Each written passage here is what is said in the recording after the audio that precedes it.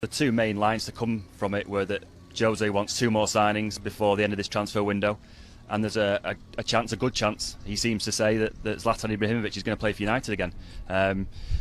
He's obviously been released. He's not a United player at the moment, but judging by what he said and the way he said it in there, it seems like there's quite a good chance that we might see him in the United shirt again.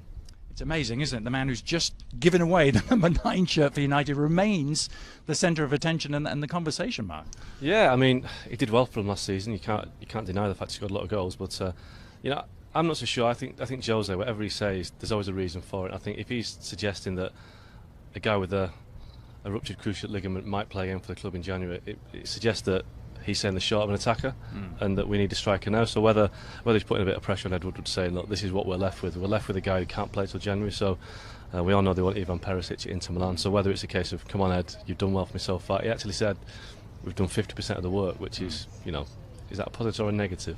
Yeah. I think it was more negative. And I think it was interesting as well that the press conference had come to an end, and then he said he wanted to take 2 more questions, and one of them was a transfer question. And he got his message out there that we need more players. So everything Jose says is for a reason. I think Zlatan was said for a reason.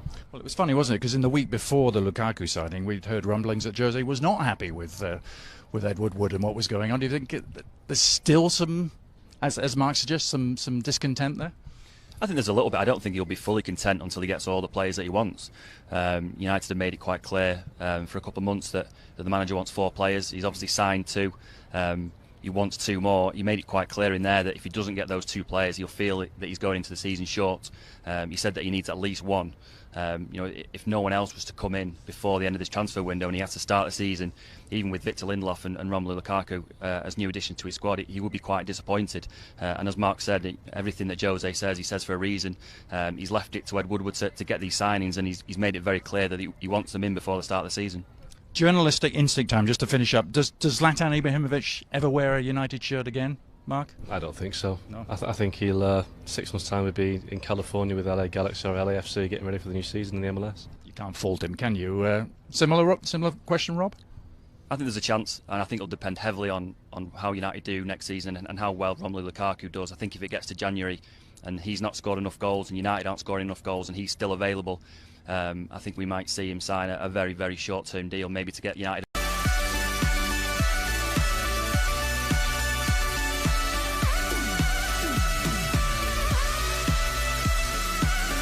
The two main lines to come from it were that Jose wants 2 more signings before the end of this transfer window, and there's a good chance, he seems to say, that Zlatan Ibrahimovic is going to play for United again.